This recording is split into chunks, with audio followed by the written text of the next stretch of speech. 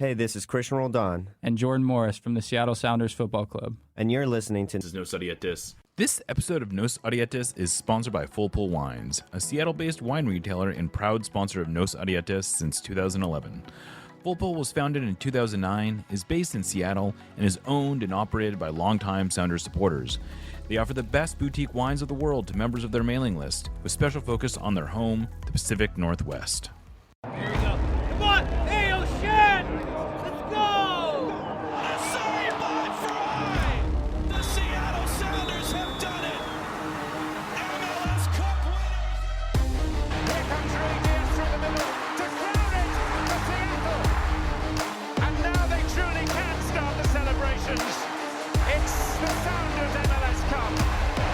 Niko Moreno leaves absolutely no doubt! The Sounders rule the region!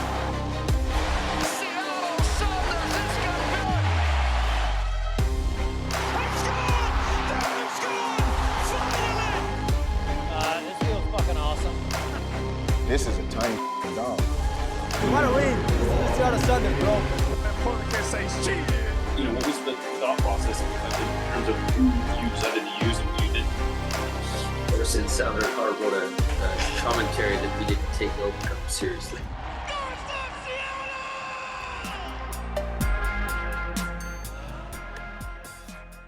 Welcome to another episode of Nos Odietis, sponsored by Full Pull Wines and our subscribers. We're recording on Friday, July 19th, 2024. I am Jeremiah Shan.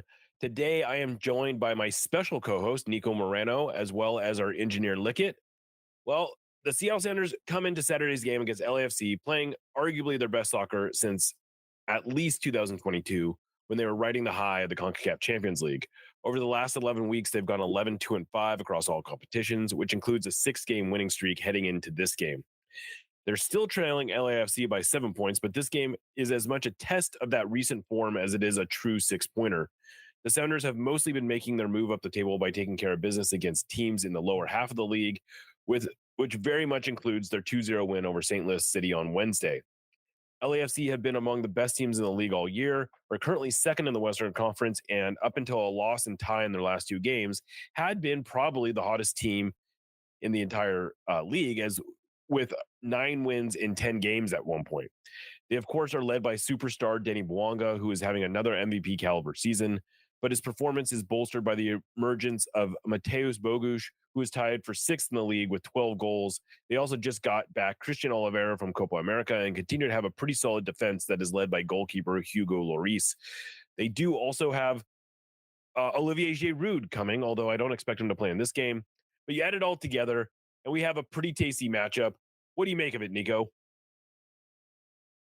Hey, Jeremiah, friends of Sounder Hard and Nos Odietis.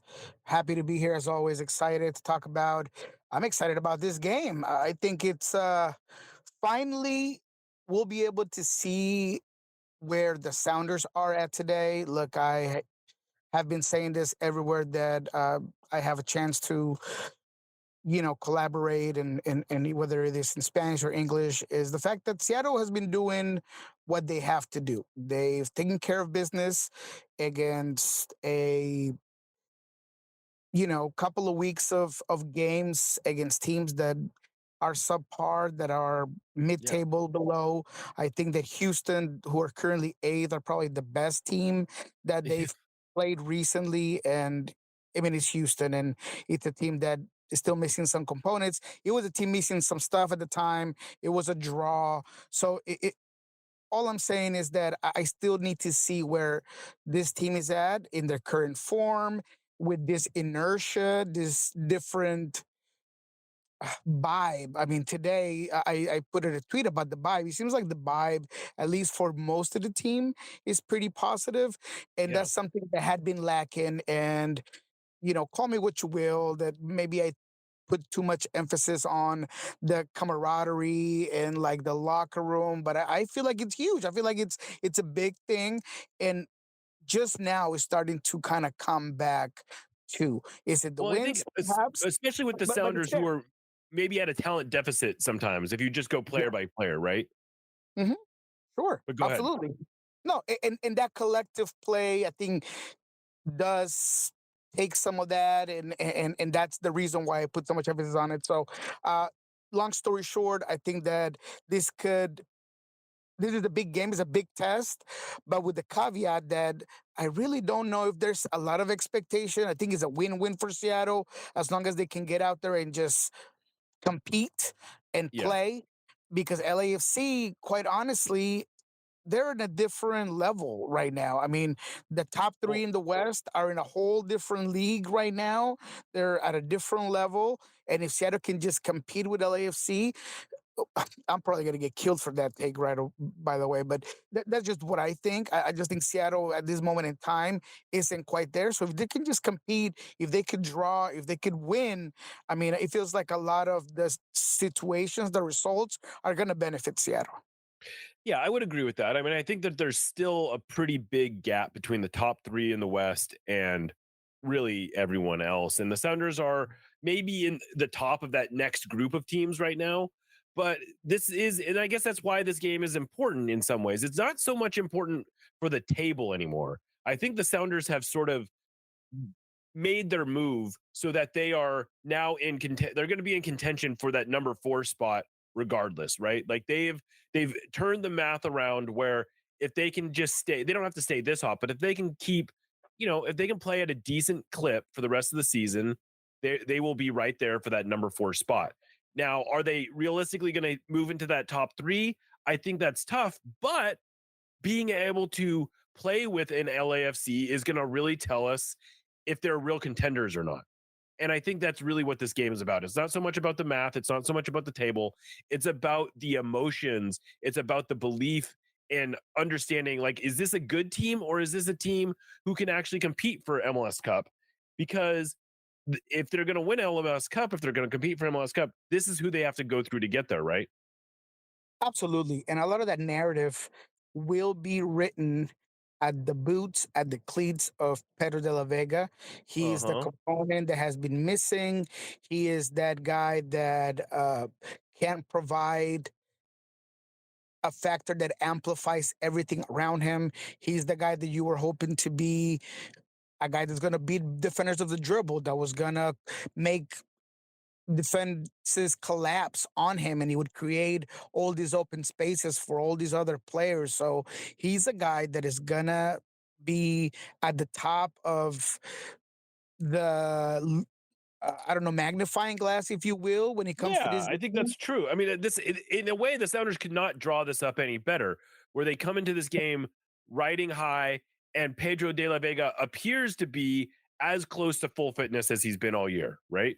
Like Absolutely. I don't know that he's 90 minutes fit, but he's closer to 90 minutes fit today than he was at any point in the last 4 or 5 months. That is correct, man. And I mean, he's gonna start. I mean, I'll go ahead and say it. I mean, Brian indicated on it. I feel like by you not playing him at all, which I wanted to kind of push Brian a little bit more on that subject, because I feel like whether or not the game against Austin or the last game here on Wednesday needed his play, just getting him some minutes, I feel like it would have been beneficial. But then again, you don't want to risk him. So I really want to see how he comes into this game. But I think he's going to start. I think regardless of how it happens, he's going to start. And it's going to be something that's going to make or break the hope that this team is creating, right? Because they're in a 6-game winning streak. They have been playing well. They have only lost 2 of their last 18 when it comes to all competitions. But just now, are you really going to see where they're really at? Yeah, I mean, it's huge, and I think you're right. Niko, Pedro is probably the key component as to whether or not this team is a contender or not. Without him, they've shown they can beat up on the lower table teams. They are a solid playoff team with or without Pedro de la Vega. But if Pedro de la Vega is a difference maker, maybe they can contend. If he is just a guy who is sort of coming along and, we're going to have to wait a little longer to see if he's really how good he is for another year, maybe they can't really compete with the best teams in the league. But that's why this game is so interesting. I think it's also going to be really interesting to see where they use him, because in his last 2 starts, granted one of them was in March 2nd, but in his 2 starts, he's played as a 10. I don't think that's where the Sounders really see him. I mean, Albert Rusnak has taken that number 10 spot and really made it his own, especially over the last few weeks. I mean, I would put him up there with any number 10 in the league right now, at least in his current form. And so I assume De La Vega is going to be on one of the wings. Which side do you think is better suited for him, and where are you expecting to see him? He gravitates towards that left pocket. So I think that you do want to sit on the left side. I know that Brian disagreed with me on this, but it feels like that left side is the first point, the first outlet when it comes to rapid and transition moments. And if I see Pedro play, he is always asking for the ball. He's pointing at his feet. He's got his hand raised. He needs to be on the ball. And having that player that's going to be able to give you a quick outlet, he wants the ball. He's going to come at defenders. I just think that's where he should be. Now, I think something that we'll see is how disciplined he's going to be if he plays on the wing, because he's everywhere all the time. And he sometimes tracks back so far deep because he needs the ball. I mean, and I love that about him. I think that that's one of the reasons why you did bring him in. He's one of those guys that doesn't request it. He demands the rock. So the fact that maybe keeping him on that side, and whether it's Nuhu or whether it's Reed behind him, I think he's going to be your main outlet on that left side. So that's why I expect him to be on that left wing, and of course use that inside pocket whenever the Sounders play and they attack in their 3-5-2 or whatever combination they use when they're on the ball. Yeah, so De La Vega coming back into the team brings up a real question that we've had really all throughout the year, but we're going to finally start getting closer to an answer, which is, what is this team's best 11? You know, today I asked Brian about that exact question. Like, does he even know who his best 11 is right now? And he said it was still TBD. Like, he claims he does not. I assume he has an idea of who he thinks it is, but for the first time, he has real choice. You know, he has basically everyone available. He's got basically everyone playing well too. Like, no one's like, the reason that there's a contention about who is in the best 11 isn't because it's not like a by default situation. It's because you've got a lot of guys who are actually playing really well. I think there's an open question. Is Reed Baker Whiting in that best 11? Is Nuhu in the best 11? Is Paul Rothrock in the best 11? Is Alex Roldan? Is Christian Roldan? Like, who is Pedro even in the best 11? I think these are all questions that he's going to have to answer.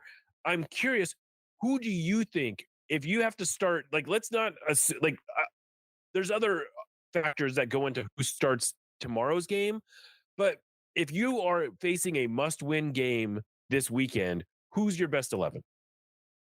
Yeah, I'm all about high ceiling potential, and that's probably why I'm going to make some people cringe and maybe grab their device and throw it across the room.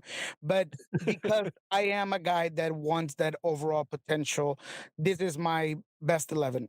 Fry on the right side, Christian Roldan, Reagan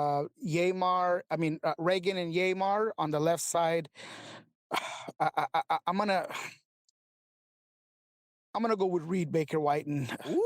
And I know, and I have a hard time because Nuhu's such a lockdown defender. Yeah, I think it's a fair take.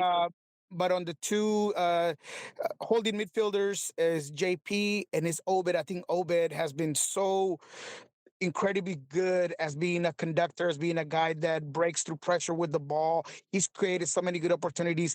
To me, he's a must start. And then that line of three, I want Pepo on the left side, Albert on the midfield, and these are people are gonna go crazy with me, is I still want Jordan on the right side, and I want Raul up top. And I just want to see it one time. That's all I want to see. I just want to see those players one time. I get it.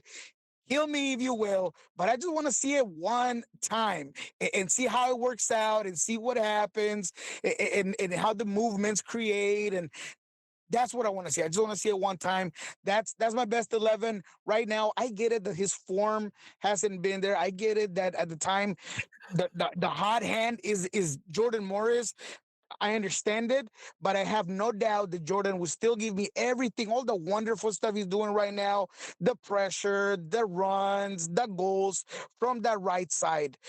And that gives me the biggest ceiling, the highest ceiling. Because look, I love Paul Rothrock on that right side. I think he makes stuff happen. I think he has all kinds of attitude and pressure, and he just seems to make things happen.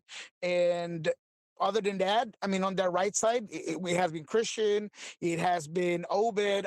I just feel like Jordan is the best right winger that you have, and I would like to see that happen. So that's my best 11. Add me at El Rolo and W and tear me apart. Yeah, no, I don't think that, it is an interesting question because I don't think it's that outrageous to suggest that, especially the way that Raul is playing right now. And he's not necessarily bagging goals, but I loved the positions he's getting himself into. I will say, I think right now Jordan Morris is the starting number 9. I think that's almost beyond dispute, but I will grant you that there is a world where the lineup that you're suggesting is a knockout game lineup.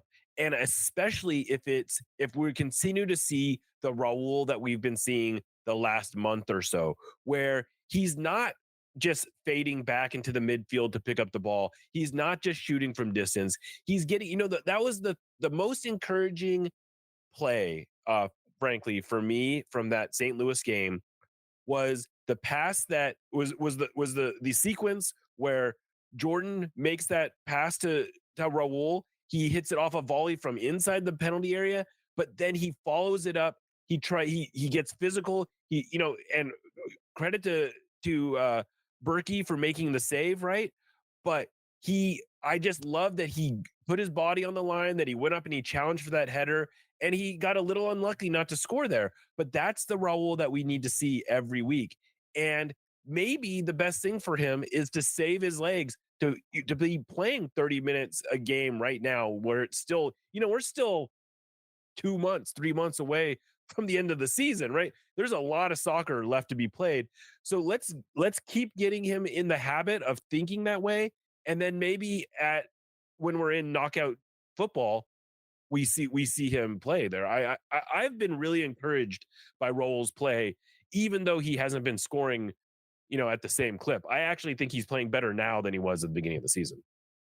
Yeah, and I think he's been really smart about his play. I mean, you've heard me here and in other places talk about his link-up play and his ability to kind of make things happen. He's a very smart soccer player, and I believe that this lineup that I'm kind of imagining in my head would create a lot of difficulties for any defensive back line. Because if you're having to track back on Raul and you're having to keep some sort of defensive reference on, and Jordan can get behind him, and you kind of create so much mayhem with your movement, I just think that it'd be solid. Again, I'm kind of going off best case scenario, best possible game, best Raul that we've seen all season, or we take parts of those best moments we've seen this season, and then you get a good lineup. But, I understand that Jordan has been really good, and we probably won't see this lineup on Saturday. But I do feel like ultimately that would be my best 11 at this particular time. Yeah, I mean, I don't think we're going to see that lineup on Saturday. I think we're probably going to see a little bit of we'll see Morris up top. I don't think that's going to be a surprise. I think the big question for me is a couple. One is it Raul? Is it Alex or Christian at right back? My suspicion it's going to be Christian, but I do think there's a valid argument for Alex there, just because I think he's still a little bit better defensively. Although I think at home it makes sense to maybe go with Christian because he's going to stretch the field a little bit more.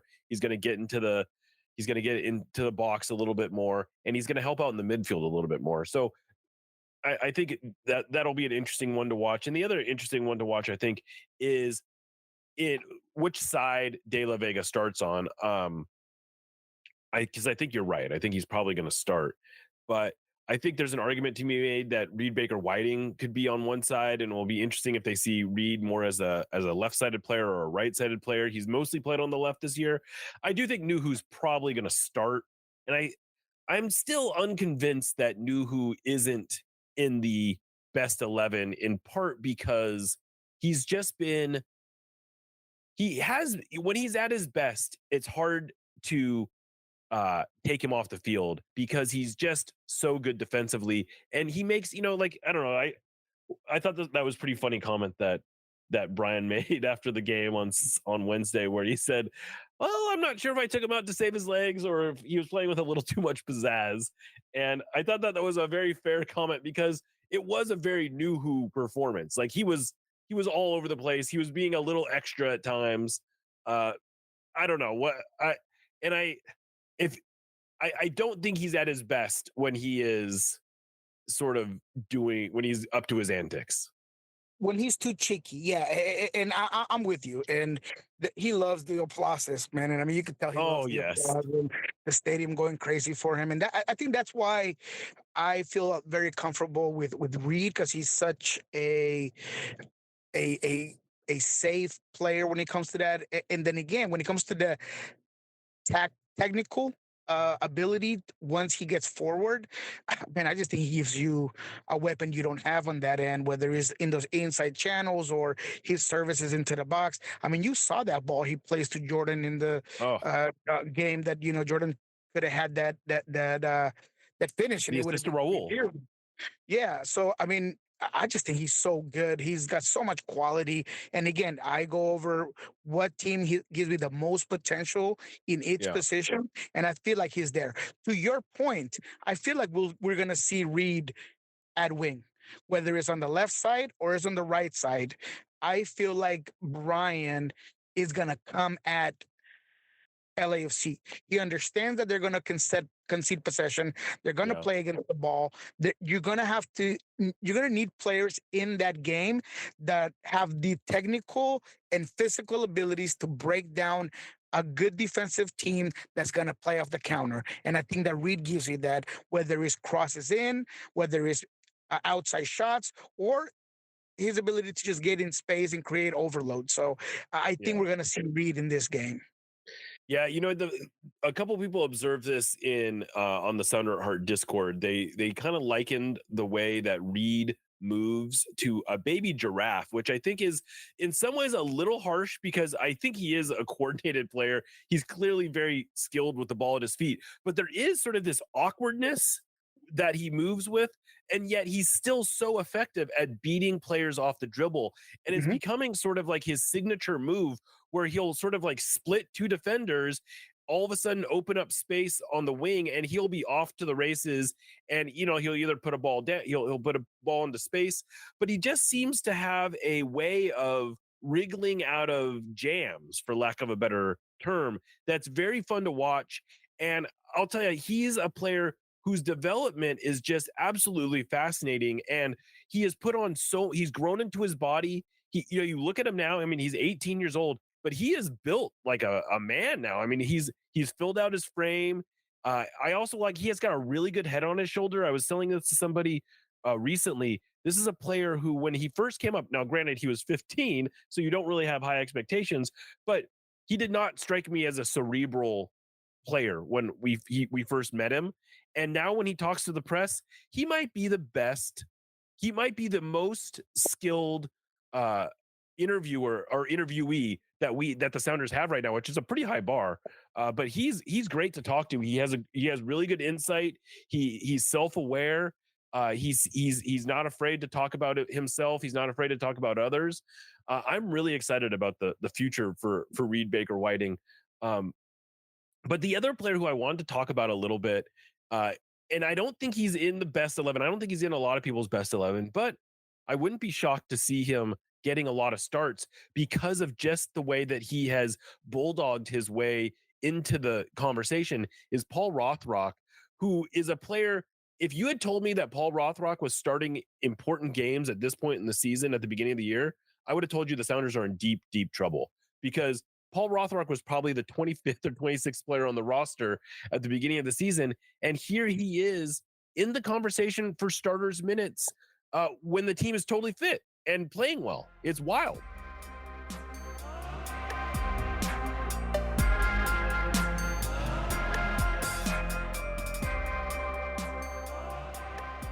Yeah, and he has this persona that he actually likes the pressure and he likes coming in to a game that is just in disarray, and he's gonna come in there and just like fix it with some good attitude and relentless effort. I mean, it's crazy, you know. It's funny. My youngest daughter. Oh man, I'm just gonna say it. My youngest daughter said he looked like Superman, and I was like, "What?" Yeah, he does kind of have a Clark Kent vibe. You're right. My youngest daughter, she's hilarious. She's like, "Oh, Dad, he looks like Superman. He comes in there, you know, he's like right when the team needs him." She's just starting soccer. She's starting to watch a lot of games with me, so that's a she'll good like shout. ask a lot of questions. But yeah, so she said that. But yeah, he kind of comes in there with this attitude that he's just gonna fix everything, this superhero vibe, and he's not the most technical guy. He's not the most brilliant player, but he's very effective. He's very smart. I think his space awareness is underrated. I think his ability to place himself in the correct spots. He finds the soft spots, the mid, the in between spaces. He knows where to be, and that's why he's gotten so many goals. I think he's a lot smarter, and his soccer IQ is probably higher than we give him, credit for. So I think he's a guy that's coming up. And look, to be honest, you have no idea how many games in the beginning of this season I talked to a lot of players, and sometimes players like, man, we should have brought in Paul for that game, or that time Paul should have came in because he gives you this, that, and the other. I used to hear it all the time, and now I understand why. I get why, because he practices like he plays, and that's literally what people tell me. Oh man, I knew that guy was going to be that because that's the way he practices. He comes in, he gives you this, that, and the other. That's what he does in the game. Not an easy trade, by the way. Not a lot of people train like they practice or practice like they play. Yeah, and I think I would assume, and maybe I'm wrong, but my sense is that you don't win. Like Raul Rui Diaz after the Houston game, I think it was just blowing up Paul Rothrock, and it doesn't they don't strike me as the automatic obvious buddies, and to me it speaks to him just winning he's impressing him with his work ethic, he's won him over, is the way that reads to me, and it feels very genuine. And I would imagine that's probably the case with a lot of players in the team. I know the guys on Lobbying Scorcher said this, so I want to give them credit, but I thought it was actually a pretty good observation.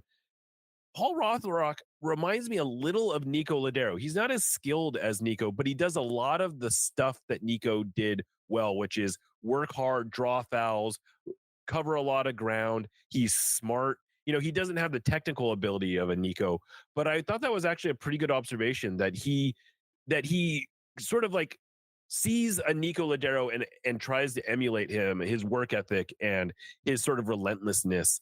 And it has really served him well. And I think at the very least, it's helping raise the level of training and competitiveness within the team to have a player like Paul Rothrock.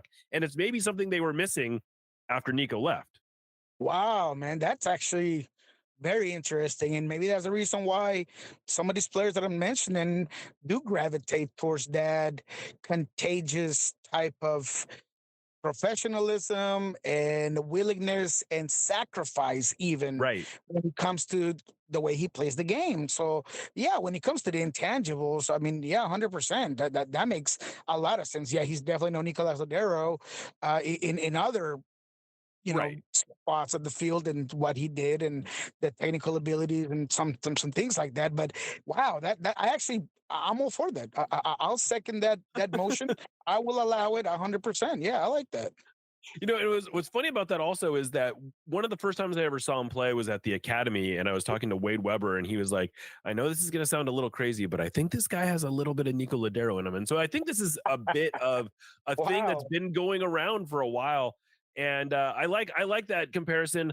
I also think that that's the thing that the Sounders were missing earlier in the year and I don't think we always appreciated it outside of the team, is Niko brought a competitiveness to training that was really hard to replicate, because this was a guy who treated every training session like it was the most important game. He was always pushing. He was always fighting. He was, such a serious player on the field in training that when you lose that, you just lose that little edge sometimes. And I think in some way, like I don't think that Paul is exactly replicating that because training does feel different without Niko there.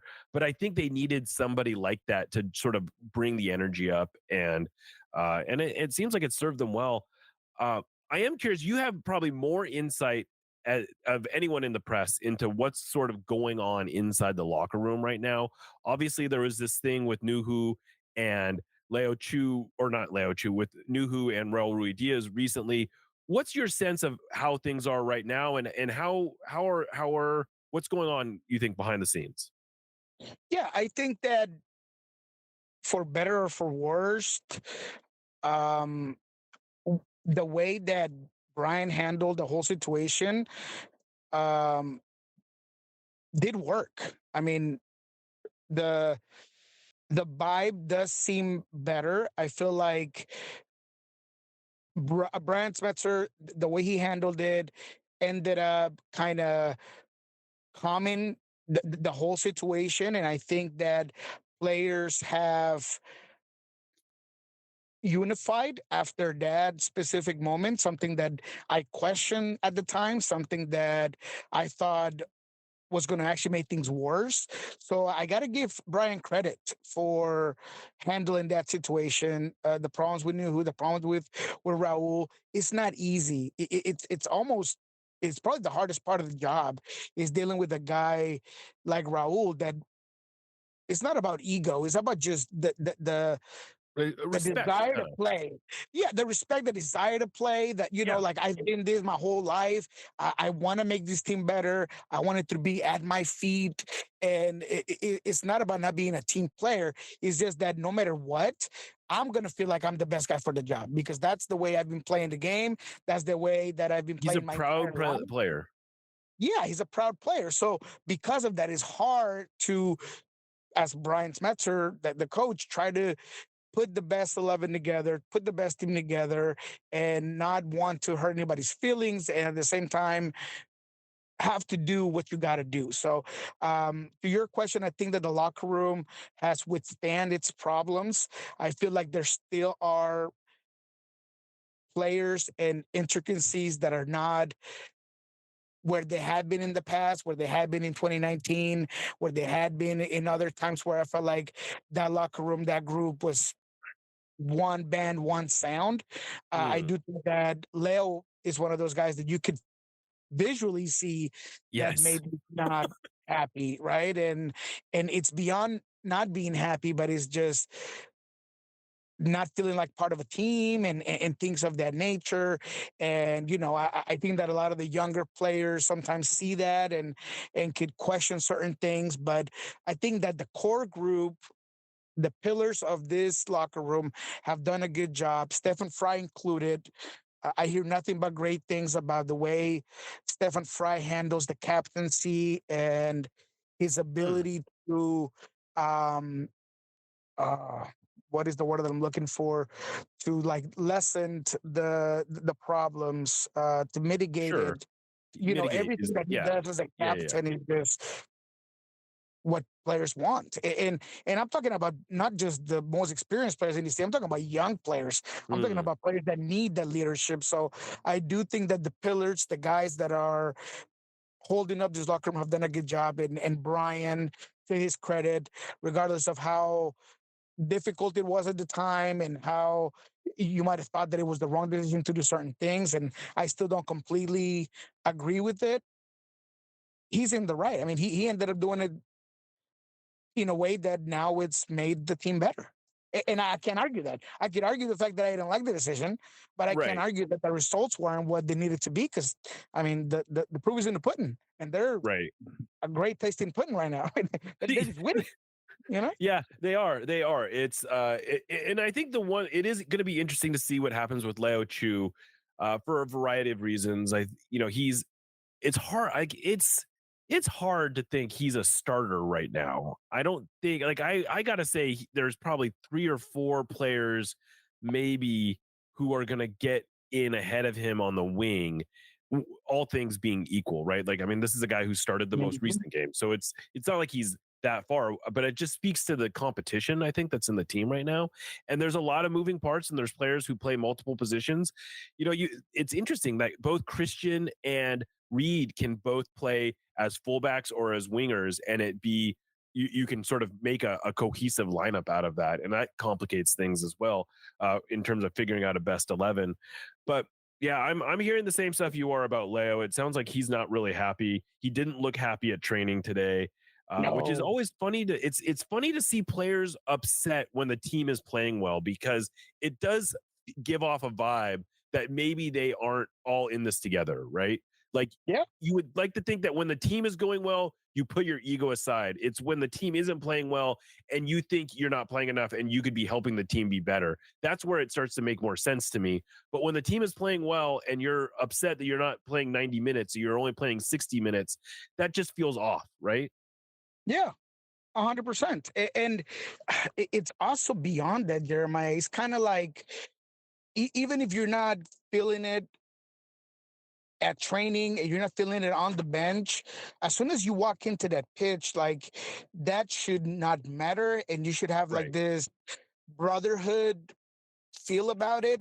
And there are times where, we're looking from up there, right, at the press box, and you can see a player telling Leo, go here, go there.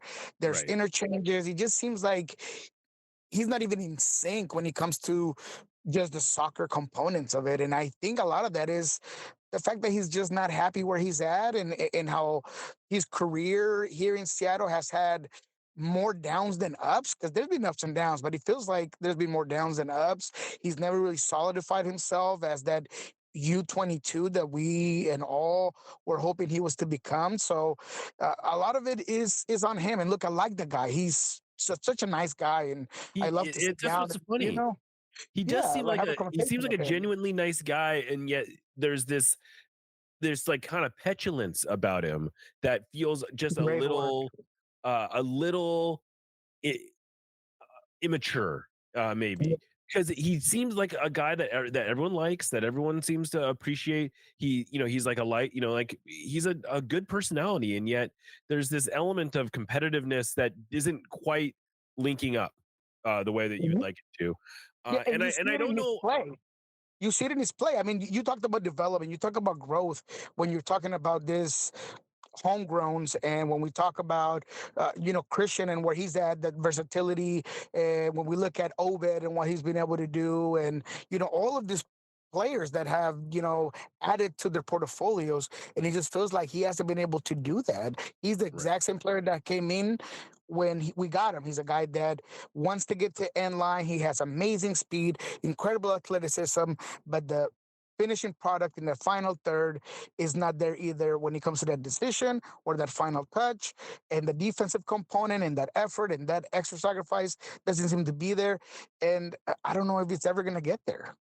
I know. I agree with you. It's, we're now, he was signed in 2021. So this is his fourth season with the Sounders, and we aren't seeing the progress that, it's funny because he showed flashes of the same ability in that 2021 season, and it Mhm. just hasn't really blossomed beyond what he was showing then, which is frustrating. And I don't imagine that it's going to get any better if the Sounders are able to bring in another player this transfer window, and it looks like it's probably going to be a winger who is Mhm. potentially going to knock Niko farther down the pecking order. What are you hearing as far as rumors go around what the Sounders are trying to do this summer? Yeah, it's definitely not going to be incredibly busy transfer Right. window. It's one position, is one guy for one position, to be quite frank. The Croatian winger that you Yeah, guys have heard Dario of, that, Spikic. yep, that Sandra has reported about, and Tom Bogert has also reported on it. It is a guy that they're in talks with.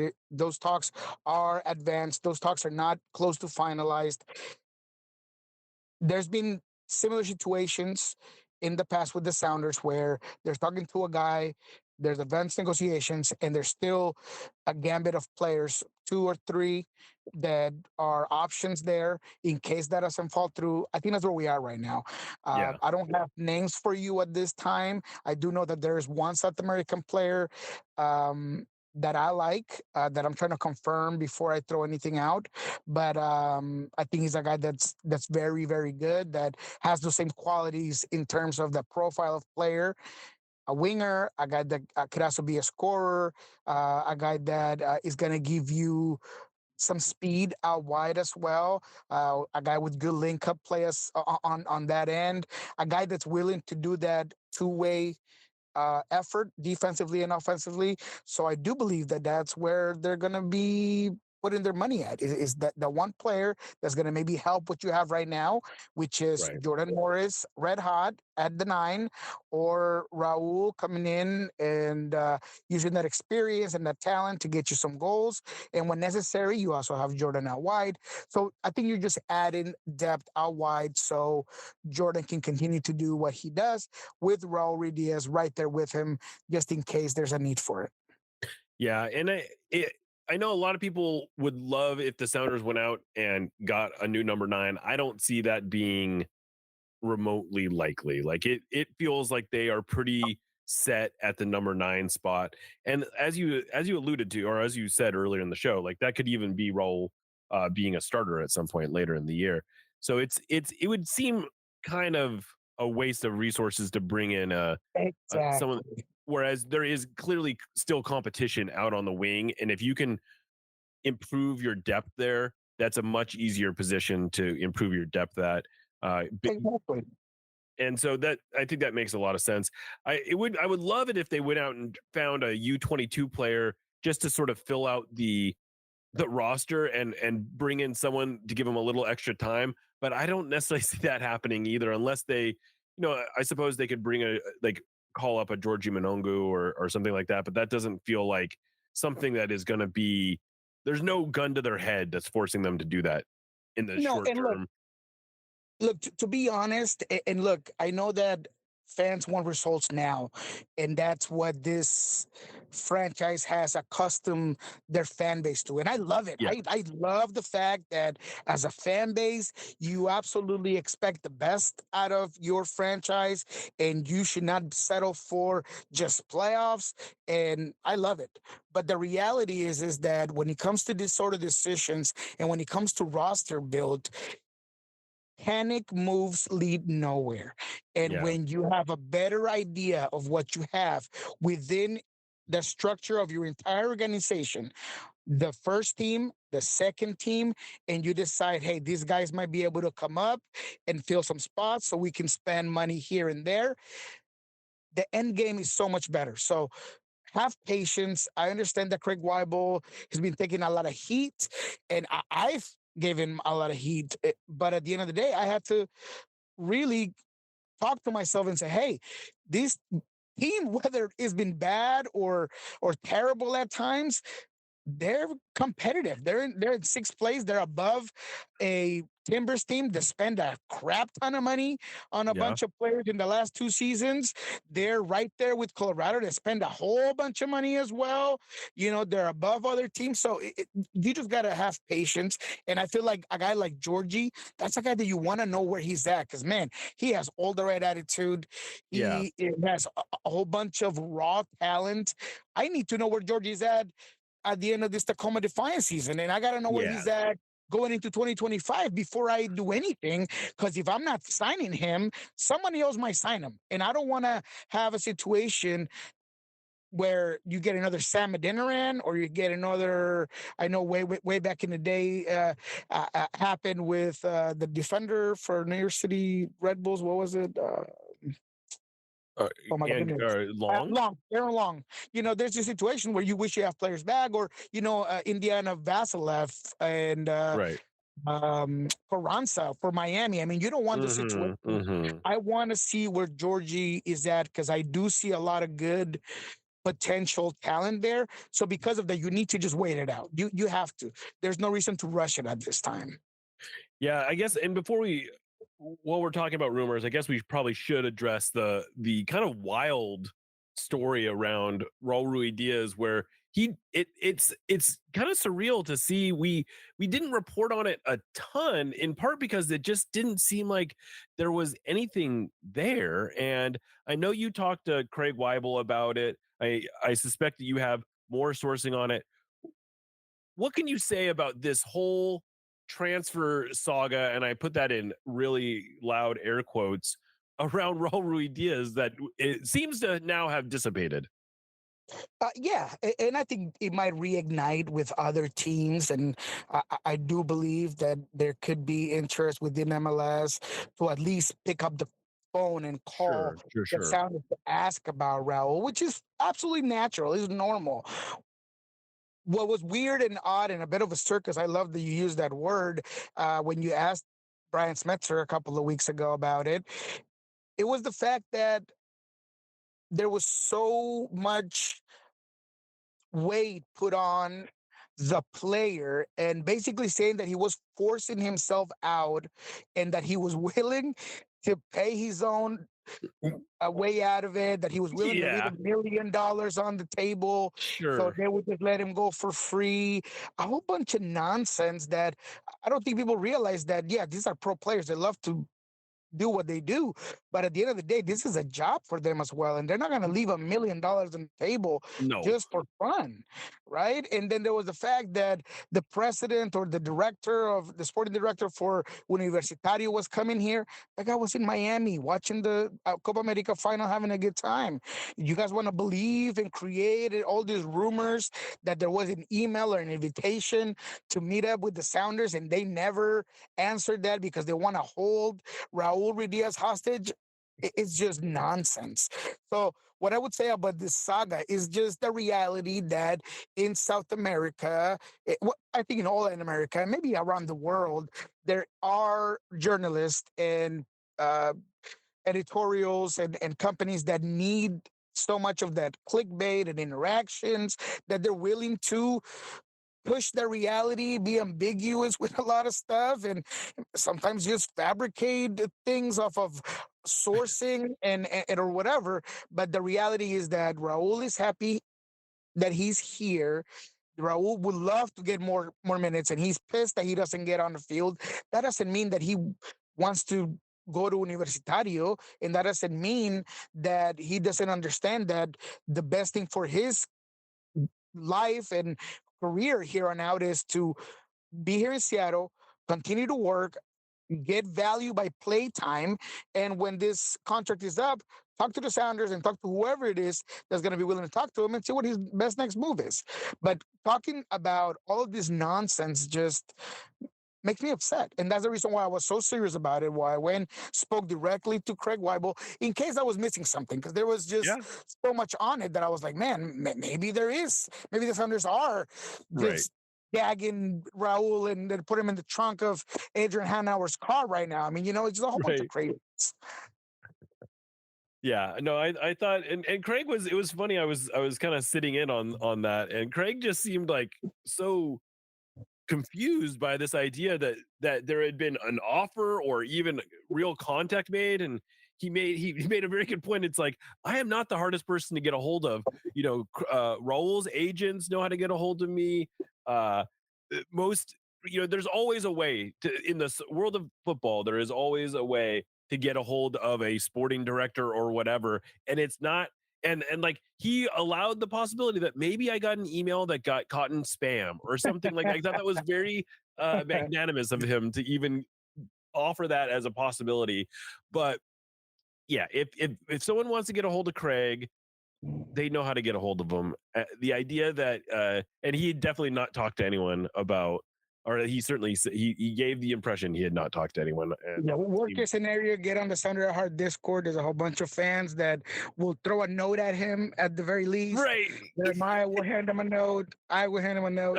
But look, Craig Weibel is a business guy when it comes to, he understands the game and he understands players, and he would never deny a player the opportunity to go somewhere if it was right by the player and it was right by the team, just like they did with Javier Arriaga. That was a win-win for absolutely everybody. That's something that they were looking for at the beginning of the season. So again, I still believe in Craig Weibel and what he can do with this new rules and regulations, the 3DPs and the 3U22s, or the 2x4 with the 4U22s. Yeah, gonna be fascinating to see how that all gets used. I think a lot of people assume that certain kinds of teams are gonna use that rule, like certain aspects of that rule. I think it's all up in play. I think that's what's so exciting about this rule is that you're going to have high spending teams that go 2-4, and you're going to have low spending teams that go 3-3, and you're going to have everything in between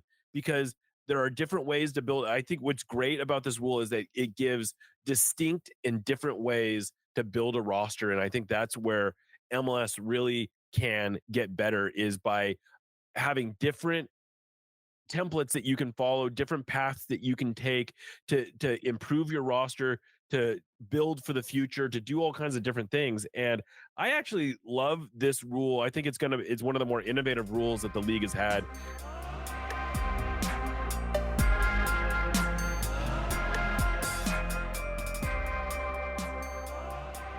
I've been pretty critical of some of the different things that MLS has instituted, but this one I kind of like.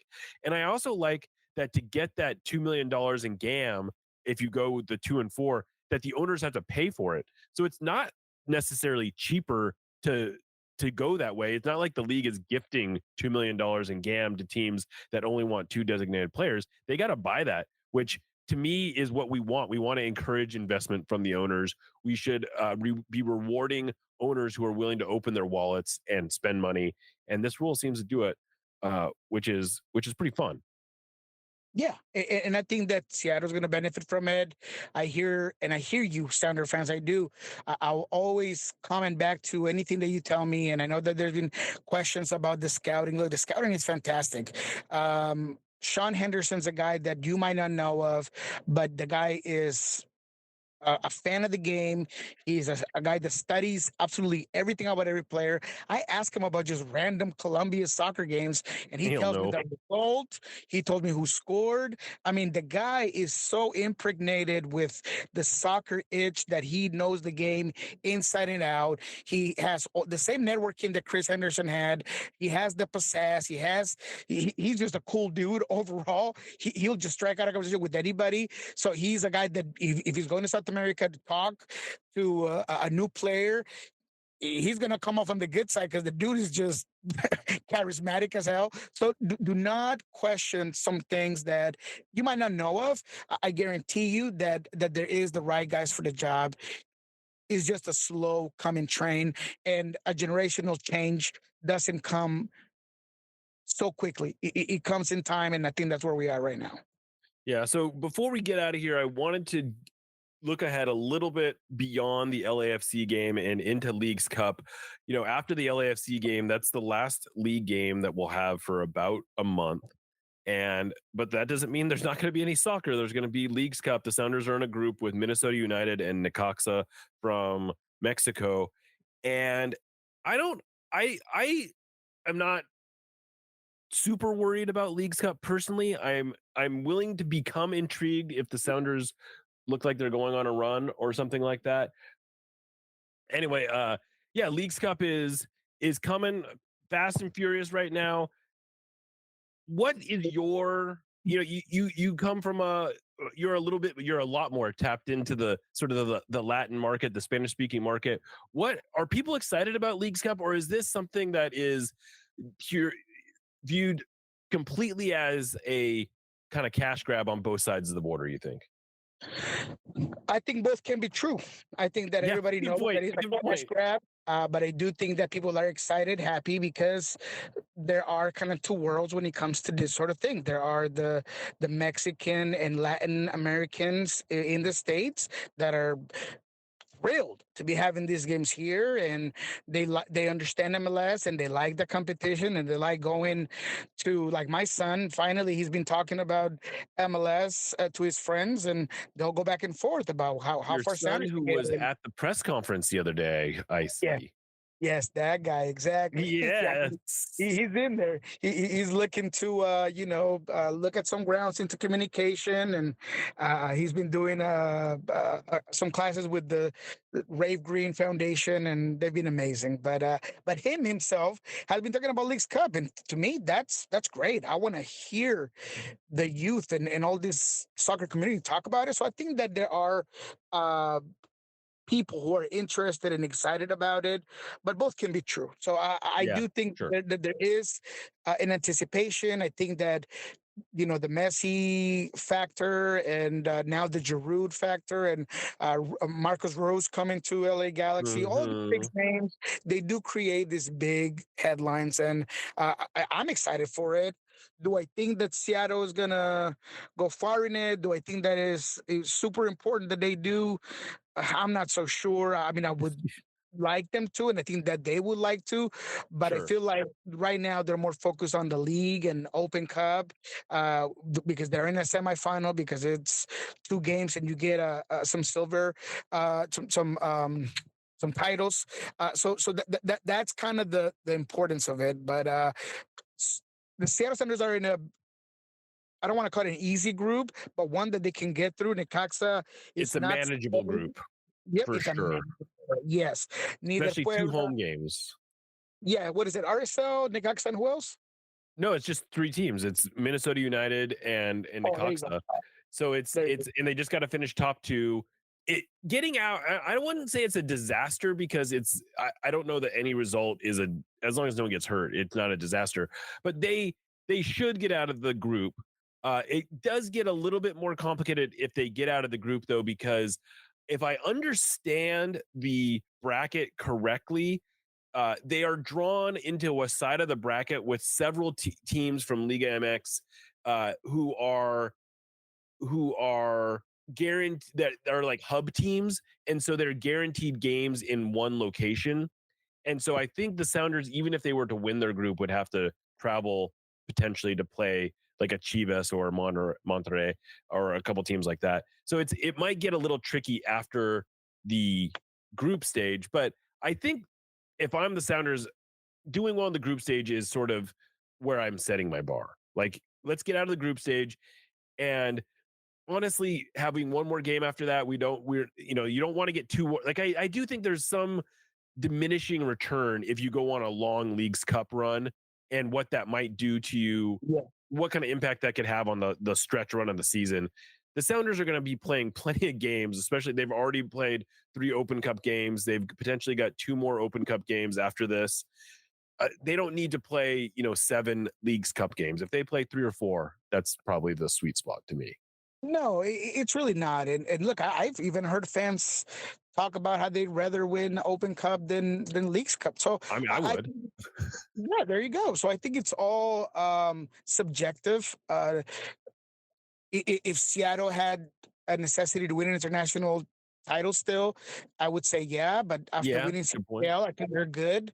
I feel like that CCL was even a better and more important Sure. title than Yes. this league stuff is, because of the history, because of everything behind it. So yeah, I wouldn't mind if they rotated some players and got some results. I'm telling Necaxa is not a good team. Believe me, the last 3 seasons never been above middle of the table. I mean, they're just not a good team. You look at their roster now, and I take the Sounders roster over it. So I just feel like they can definitely manage and then see what happens. I think they'll be playing with house money at that point either way.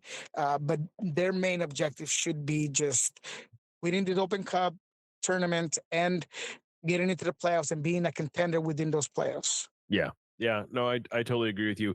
It's amazing how we're heading into this Leagues Cup break. There is, after this game, the Sounders will have, I think, 9 or 10 games left in the regular season. And, you look back, even recently, 6 weeks ago, it looked like there was no way that they were going to be going into the Leagues Cup break in anything like this position. It's pretty exciting to have a game like this. I think finishing up with LAFC is almost perfect. It's almost too perfect. It's to have Pedro de la Vega potentially starting in this game, to have them playing the way that they are. Yes, the schedule has been very kind to them. They have, they have now played 6 of their last 7 games. This will be their 6th out of their last 7 league games that have been at home. So it's been, or actually, I think it's even more than, might be 7 of their last 8. But it's been a good part of their schedule. But all credit to the Sounders for winning these games that they've had to win, for resurrecting their season, of turning this into an interesting campaign, which earlier in the year, it was not that. It was definitely not that. This was looking like a pretty bland season. We might even have a summer transfer window to talk about. I'm pretty excited. I love seeing the growth of the young guys, Obed Vargas, Reed Baker Whiting. Niko, it's been awesome. You've brought some great stories to us as well. I think that should be said. That has also helped here. And it's been, been really great doing this so far. So hopefully we have a few more months of exciting, of interesting soccer. Niko, where else can people? You are everywhere. Where can people find you? Well, I appreciate it as always. You bringing me on, and I always love being a Nos Arietes, and I think the fans that I interact the most in English, at least, is Sounder at Fan Hearts and fans for Sounder at Heart and those from Nos Arietes. But you could find me Thursdays. I do soccer down here. That is 7:30 in the morning to 8. That's Thursdays with Niko. We usually break down the entire MLS. We do cliffhanger segment part where we talk about juice boxes. I do like to gamble, so we kind of break down the plus and the negatives and where you could maybe get more money depending if you want to bet on the goal. So that's a fun segment, man. SDH, they're great. So check that out. 7:30 to 8 in the morning, maybe 8:15. We will go a little bit longer. That's on Twitch. That's on Twitter. You can find it on my Twitter site. That's a real good one. And Pulso Sports is mainly for Spanish speakers. So if there are any of you Spanish speakers out here, we do soccer bar, and it's the only Spanish only league-wide show Mondays and Thursdays. We've gotten more people come on, and I think we're starting to get some popularity as the only Spanish speaking show that covers full MLS. So again, that's Mondays and Tuesdays from 9 a.m. to 10 a.m. So check us out. That's on Pulso Sports as well. So yeah, that's kind of the couple of projects that I'm doing right now. Awesome. Well, I should also plug the other parts of the Sounder at Heart podcast network. You probably have already heard Lobbing Scorchers. Also, check out the Cooler Guild. That is the newest addition to the Sounder at Heart podcast network. They are covering the rain mostly, as well as women's soccer in general. But Niko, thank you so much for doing this. It is great having you on. We need to do this more often. But we had a lot of talk, a lot of talk about a lot of interesting stuff going on with the Sounders right now. But thank you for doing this. No, man, thank you. And the only time I get upset is when I'm not on here now. So definitely give me a shout. We have a lot of good conversations, me and you, off the mic. So I feel like sometimes I just want to press record on my phone and catch us off beat because, man, we get in there. So I appreciate it, man. I'm available anytime, and we'll probably have a lot to talk about after this Saturday game, man. So I'll see you there. Absolutely. All right. Well, with that, I'm going to log off. I am Jeremiah Shan, signing off for our sponsor, Full Pull Wines. This is Nos Arietes, and remember, you'll never be out alone.